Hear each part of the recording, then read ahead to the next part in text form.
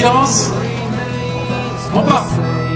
Alors d'abord la caravane c'est un ensemble de groupes alors qui se sont souvent réunis au sein de Capacitation Citoyenne et qui ont dit c'est bien qu'on se voit, c'est bien qu'on échange entre nous toute une série de capacités, de manières de faire, mais ça va pas que ça reste juste entre nous. Donc il faut absolument qu'on en parle sur les places publiques.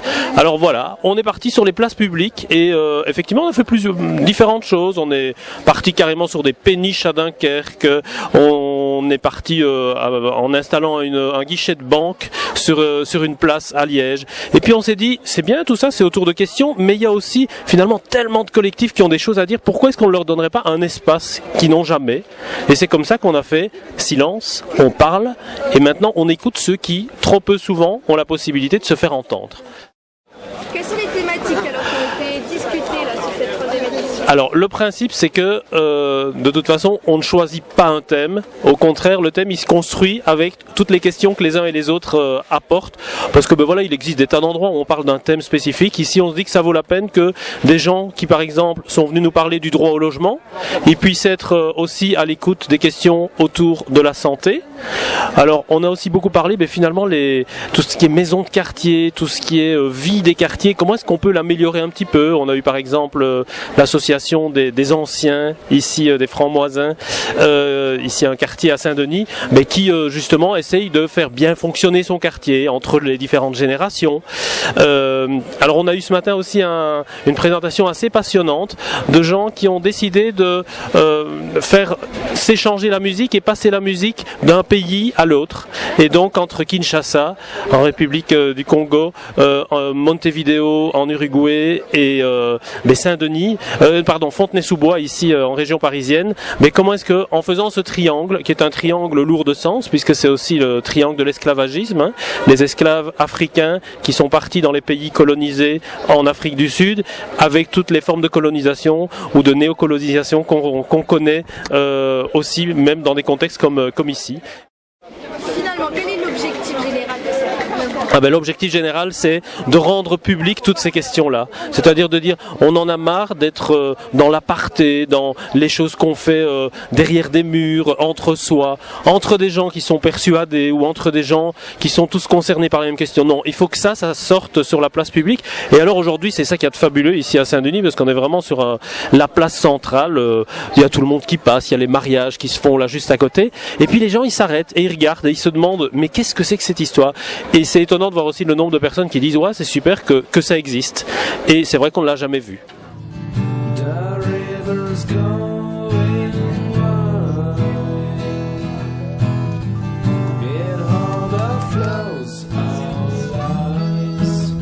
Écoute, j'ai déjà fait plusieurs Silence on parle et je trouve que celui-ci est aussi bien que les autres, peut-être même un peu mieux parce qu'il y a beaucoup plus de monde, mais ce qui est exprimé c'est à peu près la même chose, et moi je maintiens que c'est une richesse extraordinaire parce que je trouve que j'ai l'habitude de dire c'est ça l'université des pauvres.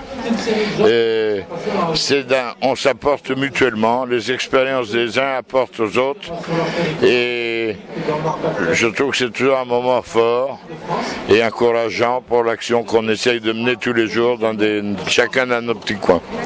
Voilà. La prochaine c'est à Roubaix. La prochaine c'est à Roubaix. J'espère être là, si tout va bien. Par rapport à Roubaix, c'est quoi tes attentes par rapport à Roubaix? Par rapport à Roubaix, je pense rencontrer d'autres personnes que celles d'aujourd'hui. Probablement aussi c'est quelques-unes qui sont là. Mais c'est simplement de continuer cette chaîne qu'on a entamée maintenant il y a presque 2 ans. Et puis d'essayer d'aller au bout, on verra bien ce que ça produit.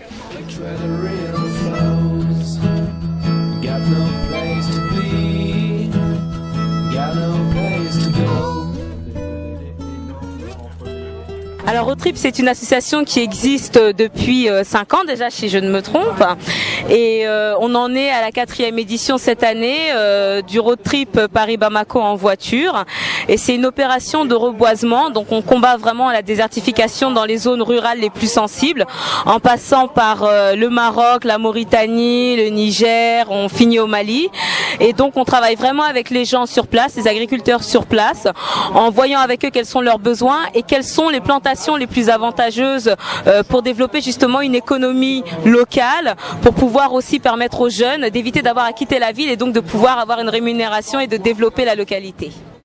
Pourquoi participer à Capacité? Parce que c'est un réseau incroyable de personnes formidables qui s'engagent corps et âme, sang et sueur, et qui officient pour le commun des mortels tel que nous sommes tous et qu'on a un peu tendance à l'oublier. Et bien sûr, c'est une manière aussi de pouvoir se fédérer et finalement de permettre à tout le monde de pouvoir grossir son opération au fur et à mesure en se serrant les coudes, tout simplement en restant solidaire. Vous en retenez quoi de cette journée Silence on parle? Alors Silence on parle, c'est amusant. En même temps, ça permet à chacun de dire ses 4 vérités. Je pense qu'on est à peu près tous d'accord sur le fait qu'on est tous dans de la souffrance en général, quelle qu'elle soit, psychologique, financière, physique, sociale, raciale. On a vraiment tout abordé et je pense que c'est bien d'avoir ce type de scène ouverte parce que ça permet de réunir tous ces gens qu'on dit finalement si différents, qu'on a tant envie de séparer que ça et qui finalement se retrouvent ensemble et finalement tout se passe bien.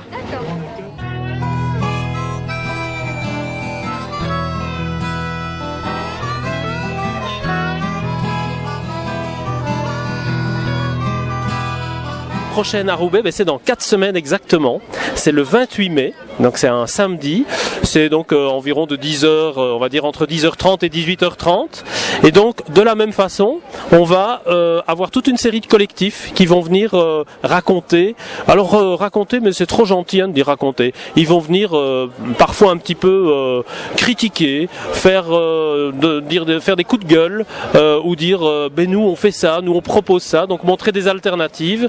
Et donc il n'y a pas de nouveau, il n'y a pas un thème particulier, mais il y aura pas mal de sujets autour justement de comment est-ce que nous en tant que citoyens, même si on ne nous entend pas, on arrive à faire changer les choses.